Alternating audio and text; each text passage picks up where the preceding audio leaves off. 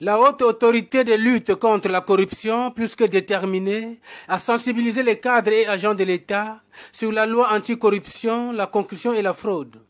Le tour est revenu ce jeudi 11 novembre 2021 à Brazzaville, aux cadres et agents du ministère de l'Énergie et de l'Hydraulique, de s'imprégner des textes anticorruption. 4 thèmes ont été exposés par les panélistes de la ALC, à savoir les missions, les pouvoirs et l'organisation de la haute autorité de lutte contre la corruption, la ALC et la procédure de saisine, l'aperçu de la loi anticorruption, la lutte contre la corruption et la loi relative à la déclaration du patrimoine.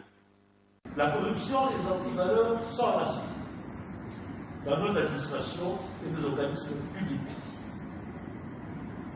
Face à cette situation, le Congo s'est engagé depuis 2019 sur la très haute autorité de son Excellence Monsieur le Président de la République dans le renforcement de la gouvernance et de la lutte contre la corruption sur la base de la réforme des cadres normatifs et relatifs.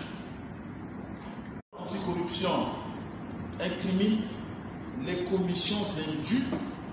Quand nous parlons de commissions indues, nous mettons là-dedans tout ce qui est détournement, malversation, entente illicite et ayant pour fonction de se faire procurer un avantage qui ne vous est reconnu par aucun texte. L'article 1er de cette loi prévoit que tout citoyen qui est élu ou nommé à une autre fonction publique est tenu de déclarer son patrimoine lors de sa prise de fonction et de l'association de celle-ci. Cette déclaration de patrimoine est certifiée sur l'honneur exact et sincère et concerne les biens meubles et immeubles de la personne, les biens qui existent aussi en Congo qu'à l'étranger.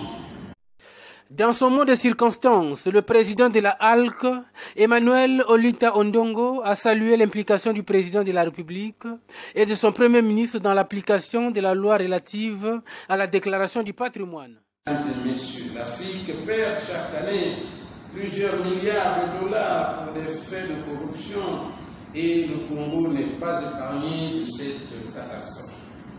La haute autorité saisit cette occasion pour saluer la bonne volonté politique du président de la République et du Premier ministre, chef du gouvernement, pour leur implication personnelle dans l'application effective de la loi numéro 4/2019 du 7 février 2019 relative à l'obligation de déclaration de patrimoine par les citoyens élus ou nommés à une haute fonction publique.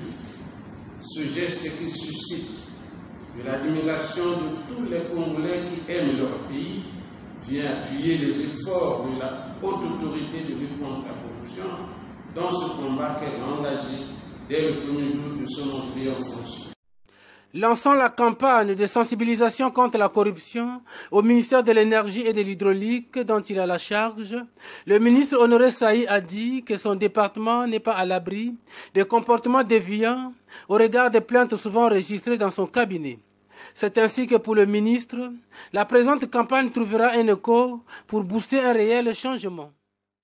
Les structures sous tutelle du ministère de l'Énergie et de l'Hydraulique ne sont pas à l'abri des comportements déviants, répréhensibles, de passe-droit, de raquettes et d'abus de tout genre, ainsi que le témoignent les multiples plaintes que nous recevons au cabinet. Monsieur le Président, comme vous le savez, le Président de la République a toujours fait de la lutte contre les antivaleurs son credo afin de renforcer les bases du civisme, de la citoyenneté, et d'asseoir profondément dans l'ADN plutôt collectif des valeurs de l'éthique professionnelle et de la bonne gouvernance. Je me réjouis davantage parce que je suis rassuré qu'en sus des modestes efforts de conscientisation consentis par nous, la campagne que vous poursuivrez sur la sensibilisation et l'éducation des citoyens sur les effets néfastes engendrés par la corruption, la concussion, la fraude et d'autres infractions assimilées trouvera un nouvel écho qui, assurément boostera le changement des mentalités dans le secteur public et privé en général, et particulièrement au ministère de l'Énergie et de l'Hydraulique. Et là, Karine Mumbele est chef de division communication à la ALC. Elle intervient ici sur l'intérêt de la campagne de sensibilisation. Cette sensibilisation s'inscrit dans le cadre de la sensibilisation de proximité. Et il a été établi dans le plan d'action, le PTA, le plan de travail de la Haute Autorité de lutte contre la corruption, la sensibilisation. Et cette sensibilisation, nous l'appelons la sensibilisation de proximité parce que nous avons amorcé par les ministères. Pourquoi nous commençons par les ministères? Parce que nous sommes dit qu'à travers les ministères, la population peut être atteinte.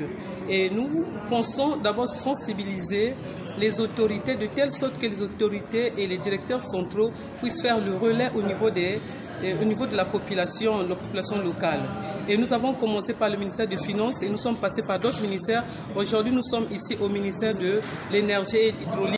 Notons que les 4 thèmes présentés par les panélistes de la Haute Autorité de lutte contre la corruption ont donné lieu aux échanges fructueux entre agents et cadres du ministère de l'Énergie et de l'Hydraulique et les membres de la ALC.